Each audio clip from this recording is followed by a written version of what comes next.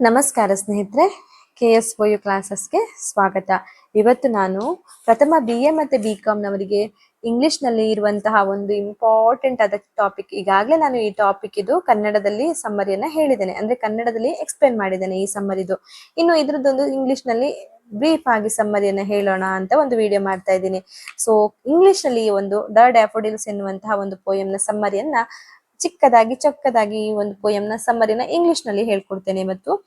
The daffodils ಇದನ್ನ ಬರೆದವರು Williams Wordsworth. ಅವರು ಒಂದು ನೇಚರ್ ಪೋಯೆಟ್ ಆಗಿರ್ತಾರೆ. ಅಂದ್ರೆ ನೇಚರ್ ಅಂದ್ರೆ ಅವರಿಗೆ ತುಂಬಾ ಇಷ್ಟವಾಗಿರುತ್ತೆ, ಅಥವಾ ನೇಚರ್ ನ ನೋಡುದು, ಅದನ್ನ ಅನುಭವಿಸುವುದು, ಅದನ್ನೆಲ್ಲ ಅದರ ಬಗ್ಗೆ ಬರೆಯುವುದೆಲ್ಲ ಅವರ ಹವ್ಯಾಸ ಆಗಿರುತ್ತೆ, ವಿಲಿಯಂ ವರ್ಡ್ಸ್ವರ್ತ್ ಅವರದು.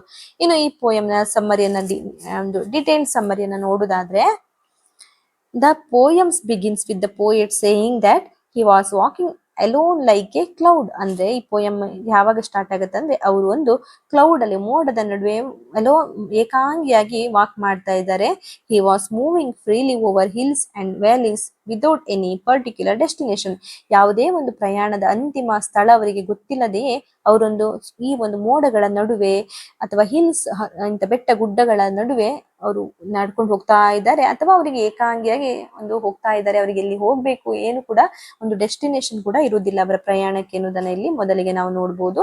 Suddenly he saw a large group of beautiful garden daffodils beside the lake and under the trees. ಅಂದ್ರೆ ಮರಗಳ ಕೆಳಗೆ ಸಡನ್ ಆಗಿ ಅವರು ತುಂಬಾ ಗ್ರೂಪ್ ಬಂಡಲ್ಗಳಾಗಿ ಗುಂಪುಗಳಾಗಿರುವಂತಹ ಸುಂದರವಾದ ಚಿನ್ನದ ಬಣ್ಣದಲ್ಲಿ ಹೊಳೆತಾ ಇರುವಂತಹ ಡ್ಯಾಫೋಡಿಲ್ಸ್ ಎನ್ನುವಂತಹ ಹೂವುಗಳನ್ನ ಅವರು ನೋಡ್ತಾರೆ. ಮರಗಳ ನಡುವೆ ಕೆಳಗಡೆ ಅದು ಅರಳಿಕೊಂಡು ಚಂದವಾಗಿ ಆ ಕಡೆ ಈ ಕಡೆ ನಲಿದಾಡ್ತಾ ಇರುವಂತಹ ಹೂಗಳನ್ನು ಅವರು ಸಡನ್ ಆಗಿ ನೋಡ್ತಾರೆ.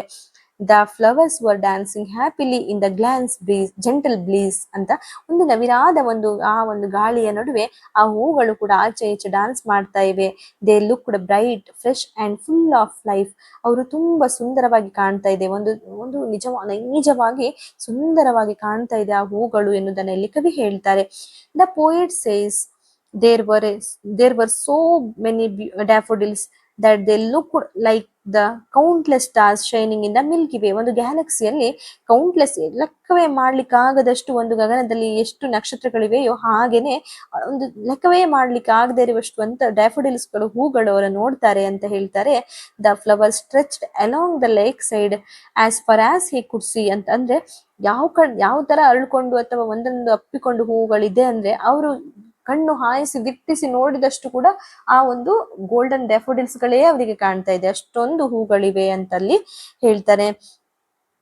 They joyful moments fade the whole place look magical. ಅಂದ್ರೆ ನಮ್ಗೆ ಈ ಒಂದು ಜಾಯ್ಫುಲ್ ಮೂಮೆಂಟ್ ಎಷ್ಟು ಯಾವ ತರ ಇದೆ ಅಂದ್ರೆ, ಆ ಒಂದು ಕ್ಷಣಗಳನ್ನ ಮ್ಯಾಜಿಕ್ ಮಾಡಿ ಆಗಿದೆ. ಅಂದ್ರೆ ಒಂದು ಅಷ್ಟು ಮ್ಯಾಜಿಕಲ್ ಆಗಿ ಆ ಒಂದು ಮೂಮೆಂಟ್ ಕಾಣ್ತಾ ಇದೆ ಅವರಿಗೆ ಅನ್ನೋದನ್ನ ನಾವಿಲ್ಲಿ ನೋಡ್ಬೋದಾಗಿದೆ.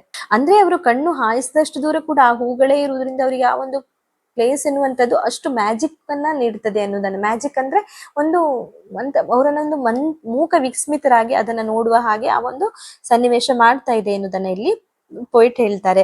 The waves on the lake were also dancing but the daffodils looks even more cheerful than waves ಅಂತ. ಅಂದ್ರೆ ಅಲ್ಲಿ ಲೇಕ್ ಹತ್ರ ಇರುವಂತಹ ನದಿಗಳ ಅಲೆಗಳು ಕೂಡ ಡ್ಯಾನ್ಸ್ ಮಾಡ್ತಾನೆ ಇದೆ, ಆದ್ರೂ ಕೂಡ ಆ ಒಂದು ನದಿಗಳ ಅಲೆಗಳಿಗಿಂತನೂ ಸುಂದರವಾಗಿ ಈ ಡ್ಯಾಫೋಡಿಲ್ಸ್ ಗಳು ನರ್ತಿಸ್ತಾ ಇವೆ, ಆಚೆ ಈಚೆ ಅಲ್ಲಾಡ್ತಾ ಇವೆ ಅನ್ನೋದನ್ನ ಇಲ್ಲಿ ಕವಿ ಹೇಳ್ತಾರೆ.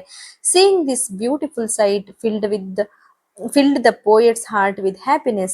At that moment he did not realize how valuable his experience was ಅಂತ. ಅಂದ್ರೆ ಅವರನ್ನ ಈ ಒಂದು ಸುಂದರವಾದ ಸನ್ನಿವೇಶವನ್ನ ನೋಡ್ತಾ ಇರುವಾಗ ಅವರಿಗೆ ತುಂಬಾ ಖುಷಿ ಆಗ್ತದೆ, ಅವರ ಹಾರ್ಟ್ ತುಂಬಾ ಫುಲ್ ಆಗಿರೋದು, ಅಂದ್ರೆ ಹೃದಯ ಭಾರವಾಗಿ ನೋಡ್ತಾ ಇರ್ತಾರೆ, ಅಷ್ಟು ಖುಷಿಯಾಗಿ ನೋಡ್ತಾ ಇರ್ತಾರೆ.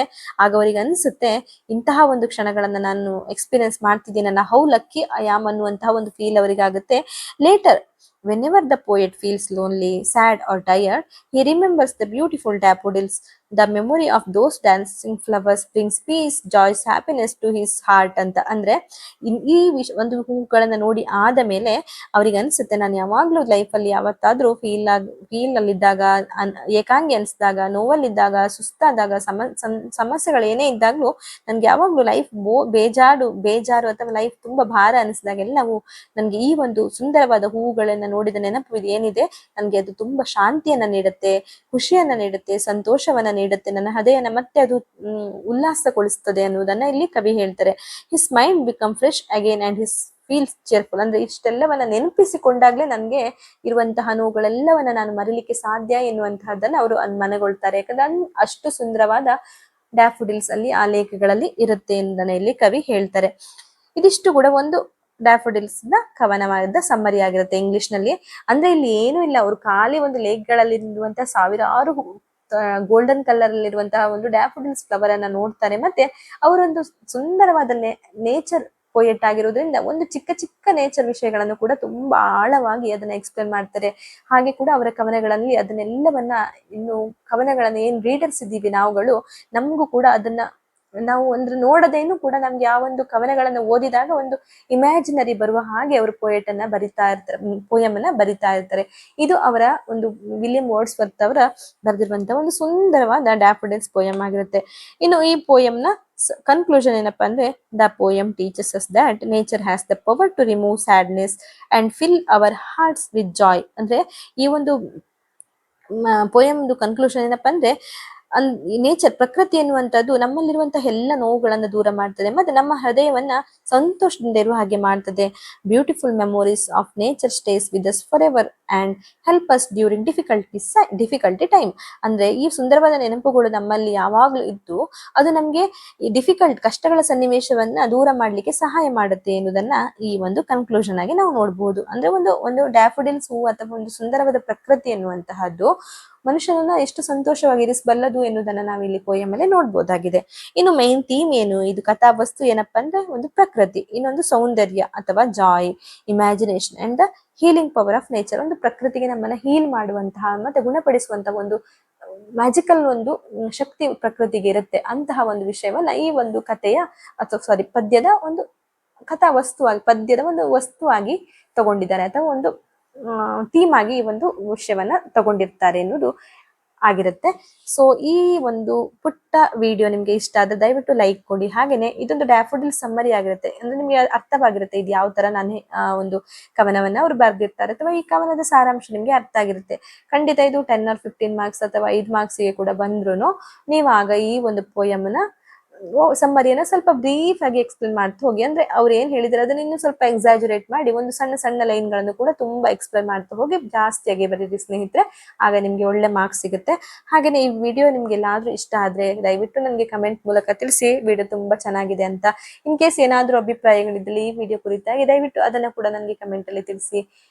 ಈ ವಿಡಿಯೋದಿಂದ ನಿಮ್ಗೆಲ್ಲ ಹೆಲ್ಪ್ ಆಗ್ಬೋದು. ಈಗಾಗಲೇ ನಾನು ಇಂಗ್ಲಿಷ್ ನಲ್ಲಿ ಖಾಲಿ ಬುಕ್ ಅಲ್ಲಿರುವಂತಹ ಒಂದು ಲೈನ್ ಗಳನ್ನ ಇಂಗ್ಲಿಷ್ ನಲ್ಲಿ ಎಕ್ಸ್ಪ್ಲೇನ್ ಮಾಡ್ತಾ ಹೋಗಿದ್ದೀನಿ. ಇದು ಇನ್ನೊಂದು ಸಪರೇಟ್ ಆಗಿ ವಿಡಿಯೋ ಮಾಡಿರೋದು ನಿಮ್ಗೆ ಸಮ್ಮರಿ ಬೇಕಿದ್ದವರಿಗೋಸ್ಕರ ಮಾತ್ರ.